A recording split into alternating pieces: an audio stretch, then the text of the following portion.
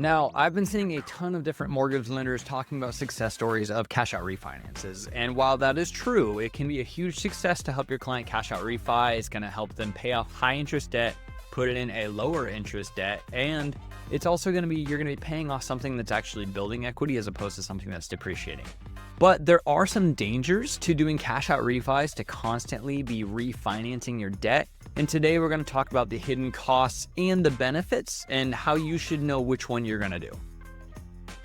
Hey guys, if you're new here, I'm Jake from Home Loans. I'm here to talk over everything that has to do with mortgage. So if you're new here, please go ahead and hit that subscribe button or shoot a like for me. I appreciate that it helps put my content out to more people that hopefully it can be beneficial for, but I focus mostly on education and just having fun on this channel, doing what I love to do. So with that, let's dive into some of those benefits and hidden costs of the cash out refi. Now, first question is, what actually is a cash out refi? So basically what a cash out refinance is you're paying off your initial mortgage, you're opening up a new mortgage, and you're pulling out some cash from the equity you actually already own in your home. So here's an example here with a cash out refi. Let's say your home is worth $500,000 and you only owe $300,000. So what a cash out refi can do is you actually use $400,000 in the cash out refi. You're paying off the whole $300,000 on the first loan, and you're taking out an equivalent or an extra $100,000 or so in actual cash that you just get to keep in your pocket. You can use it for paying off debt. You can use it for renovations on the house, whatever else you need. Now, this cash can be kind of used for whatever you want, and it sounds great. You can just take this high. If you're paying off debt, you can actually put that $100,000 and pay off $70,000, $80,000 towards of debt with your credit card payments at 25, 26, 27%, maybe a car payment, something like that. And you're actually opening up your monthly cash flow, because while you are taking on an extra $100,000 on the loan, that being spread out over 30 years may increase your monthly mortgage payment $500, $600, but you could be paying off $60,000, $70,000, $80,000 in debt that are actually bogging you down maybe $2,000 to $2,500 a month. So in theory, this is awesome. And honestly, I've seen it work really well for people. So when these are done for the right reasons, they can absolutely have some huge benefits. First off is lower interest on debt. Most credit cards are in between 23 to 27% interest. That's a lot of interest. When you're looking at, if you have $10,000 on there, you're looking at a couple $100 a month in just interest on that. So rolling that 25, 26% interest into a 7% interest is going to do a lot, not including that if you have maybe $20,000 on a credit card, adding $20,000 to your mortgage payment at a 7% rate over only 30 years is only going to up your actual mortgage payment maybe $130 depending on what your rate was before. It really is a good way to bring that monthly payment down. If that's what's getting out of control is your monthly payments, then this could be a huge benefit. Now, because you're also getting that lower monthly payment, your total payments are gonna most likely drop significantly if you do it this way. So again, a huge benefit is if it's the monthly payments that you're struggling with, if you have too much in credit card debt and that you're having a hard time paying off all your debts, this could be a good way. Even to give an example, I had a client last year that went from a 2.5% to almost a 7%, but it was still worthwhile for them. They paid off about $70,000 worth of debt. In total, they were saving over $3,000 a month that they were paying towards credit card debt that now is wrapped into their mortgage, which is what they needed to get back on the right track. So there are cases where it's super beneficial and you're able to use that new debt, but at the lower payment to get your finances in check. Now, next, unlike credit card interest, mortgage interest is actually tax deductible, which is cool. So obviously, I'm not going to talk about this because I'm not a tax professional. You should talk to your tax professional about this, but there could be some tax benefits for you for doing this as well. Now, another benefit of this is actually that you get down to one monthly payment. Now, I don't know about you, but when I have a couple different credit cards out and open, it's pretty stressful looking at, okay, how much am I actually paying towards credit cards? There's 200 here, 250 here, 300 here, $50 here, la-di-da. And as you're paying them off, each of those go away, which is great. But a benefit of doing the cash out refi where you can actually wrap those debts into your mortgage is that you do get a one-time payment because you are paying off so much debt. So hopefully it's going to help you manage that money a little bit more of where your money is going monthly. Now, lastly is actually not talking about refinancing to pay off credit card debt, but overall, just the idea of a cash out refi. Cash out refinances are really cool because you can pull out a lot of money for not a huge monthly price. Now, obviously, the two things that fluctuate are going to be how much you pull out and what your rate is. If you're at a 3% rate and you do a cash out refi to a 6 or a 7%, obviously your monthly payment in total is going to go up. So that's definitely something to consider. You don't want to just do this willy-nilly for no reason. But if you have a good reason to, and maybe say you don't qualify for something like a HELOC or a fixed second, you could do a cash out refi to also pay for things like improvements, or if you know there's anything big coming up you have to pay for, it could be beneficial to pull out of your mortgage to do this. Now, on the flip side of all this, we're going to talk about some of the downsides. And realistically, there's a lot of hidden dangers to doing this as well. So when you're looking at doing any sort of cash out refi to pay off one debt, keep these in mind, or talk to a mortgage professional that you trust that's actually going to help you figure out if it makes sense for you to do this, because every situation is different. Now, first of all, you're turning short-term debt into long-term debt. So if you're not great at managing your money and you have all these credit cards, if you're constantly trying to refinance out of your mortgage and going to pay off these debts, it's not going to be a good thing. Your money is not unlimited. It will run out. We don't want to turn these short-term credit card debts into long-term mortgage debts and then do it again and again. All you're doing there is creating a habit that you can just pay off your credit card debt for really no problems, when that's not the case. Debt is still not great. Now, where I don't agree with Dave Ramsey on, I still believe it's required and you should have some credit cards, but I see a lot of people that are taking too much out in their credit cards. They're using them too much and they cannot pay it off.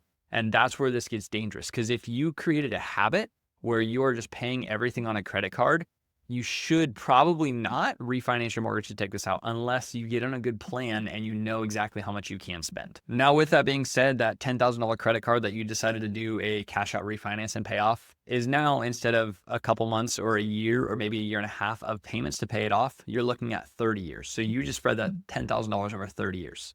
So keep in mind, your short-term debt becomes your long-term debt when you're doing this. It's not free of any charge. Now, second off, you're actually using your home as an ATM machine. Every time you refinance, you're pulling out equity from your home. And if the home prices drop, you could end up owing more than the house is worth. Now, realistically, if we look historically over the last 83 years, there's only been, I want to say, 7 years in total where homes have actually, on average, across the nation depreciated. So it's not a high likelihood that your home is going to depreciate. But what you don't want to do is, when you're constantly pulling out equity, if your home is not appreciating at the amount that you're pulling equity out, then it could be hurting you in the long run, because you're going to run out of funds. Most cash out refinances stop at an 80% loan to value, which means if your home is worth $500,000, you can only take out up to 80% of that, which is going to be $400,000. So if your home appreciates to $510,000 the next year, and now you've taken out another $20,000 in debt and you wanted to refinance again, you are at $400,000. Just in general, the loan fees that you're going to pay to do this are not going to make it so you can pull out any more money. So don't think this is a never-ending amount of money. You also do want to own the equity in your home. That's just going to be better for you financially in building wealth. If you ever decide to sell and sell up, that's a huge thing. Make sure you're holding onto your equity.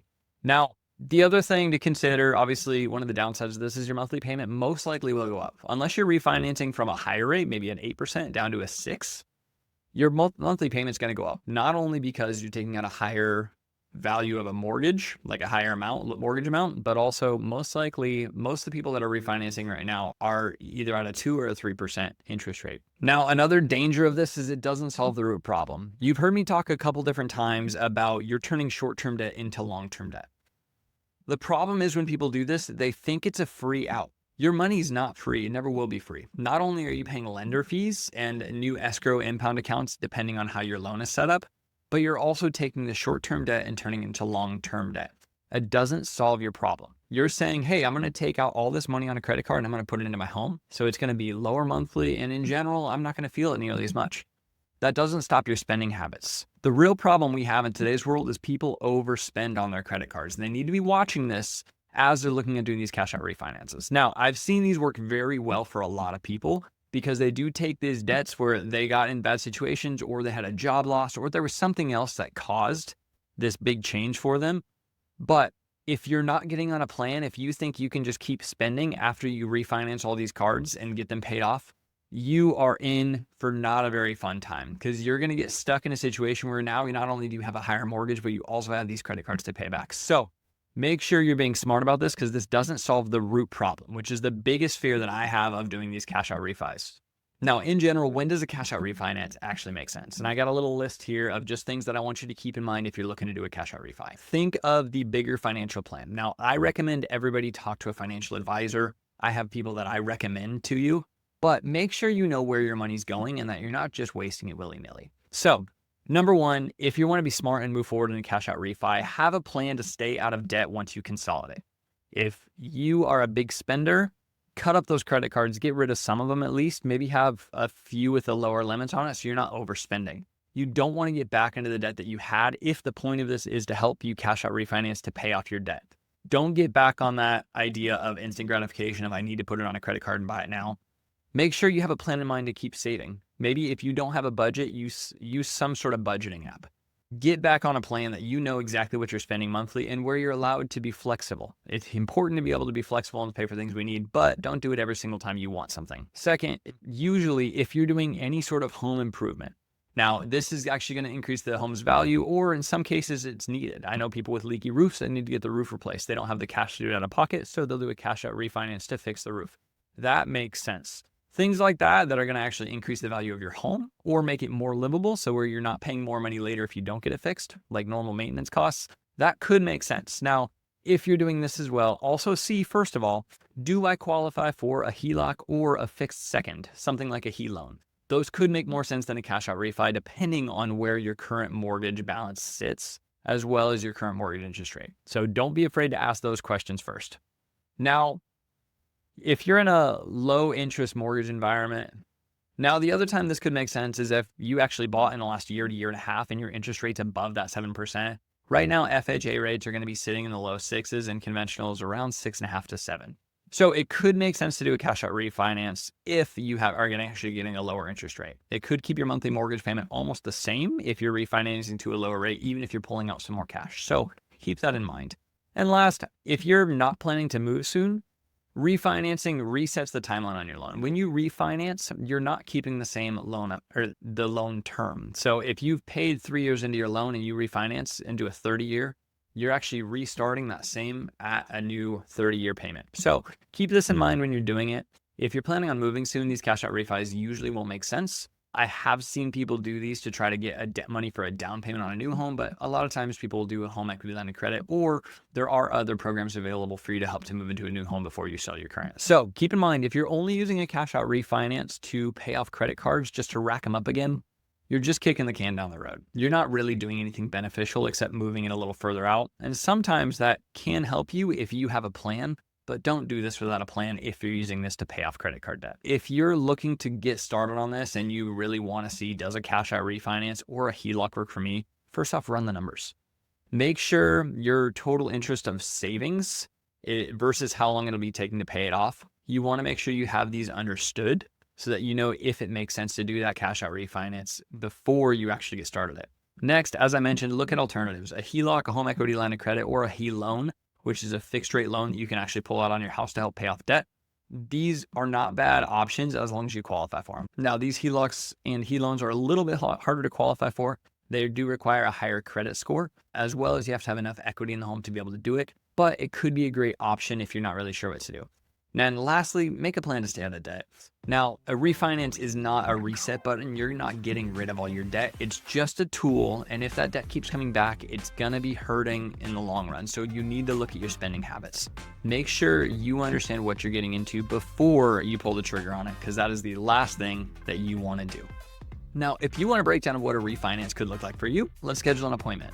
I have my link below for my scheduler. Please hit that. It'll be a one-on-one with me over a Zoom call. No personal information needed to start. It's just a basic rundown of where your situation is versus where I think it could go. From that point, if you want to move forward, we can choose to. But having something in mind before you get started and talking to someone you trust is the number one thing that you need to do if you're looking at any sort of cash out, whether it's refinance, HELOC, or HE loan. You want to make sure you're keeping yourself in a good position for the future. So with that being said, thanks again for watching. If you found this video helpful, please hit that like, subscribe, and I'll see you next time.